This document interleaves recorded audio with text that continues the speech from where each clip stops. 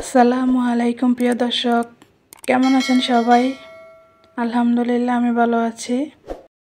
আজ নতুন একটি রেসিপি নিয়ে চলে আসলাম সবার মাঝে। আজ আমরা করব বেগুনের ভর্তা।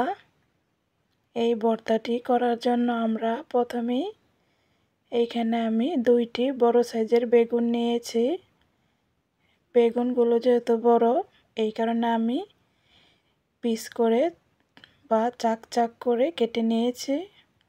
এইগুলো আমি ফ্রাই প্যানে সামান্য পরিমাণ তেল ব্রাশ করে বেগুনগুলো উপর দিয়ে লবণ ছিটিয়ে ভেজে নেব ভর্তাটি করার জন্য। আমি এইখানে সবগুলো বেগুন ভেজে নেওয়া হয়ে গেছে। এখন আমি ভর্তাটি করে নেব। তার জন্য প্রথমে আমি একটি বাটি নিয়ে নিলাম। বাটির মধ্যে এইখানে ভর্তা পরিমাণ পেঁয়াজ নিয়ে নেব। পেঁয়াজগুলো অনেক পাতলা পাতলা করে কেটে নিতে হবে। পেঁয়াজের ওপর স্বাদ মতো লবণ দিয়ে প্রথমে আমি পেঁয়াজটাকে ঢলে একটু নরম করে নেব।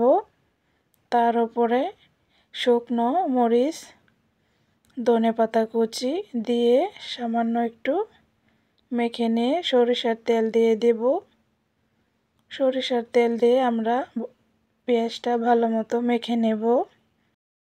এইখানেও পেঁয়াজ, মরিচ, ধনেপাতা একসাথে সব কিছু দেওয়ার পর ভালোভাবে হাত দিয়ে ডলে কষলে মেখে নিতে হবে।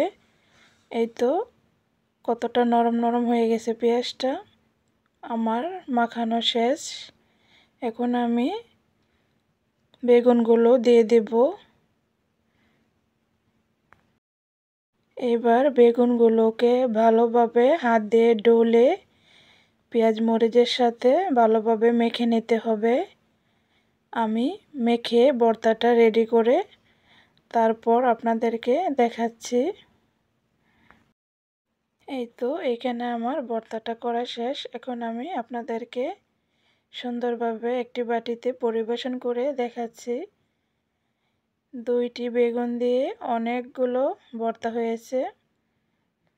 আপনারা গরম ভাতের সাথে এই ভর্তাটা খেতে খুবই মজা পাবেন। অবশ্যই রেসিপিটি ফলো করবেন। ভালো লাগলে সবাই রেসিপি ফলো করে ভর্তাটা বানিয়ে খাবেন। আমি উপর দিয়ে কিছু ধনেপাতা কুচি দিয়ে ডেকোরেশন করে নিলাম। খুব সহজভাবে ঝটপট বানিয়ে নেওয়া গেল বেগুনের ভর্তা। ভর্তাটা কেমন হয়েছিল অবশ্যই জানাতে ভুলবেন না। আজ এইখানেই বিদায় নিচ্ছি। কথা হবে নেক্সট ভিডিওতে। সবাই ভালো থাকবেন। আল্লাহ হাফেজ।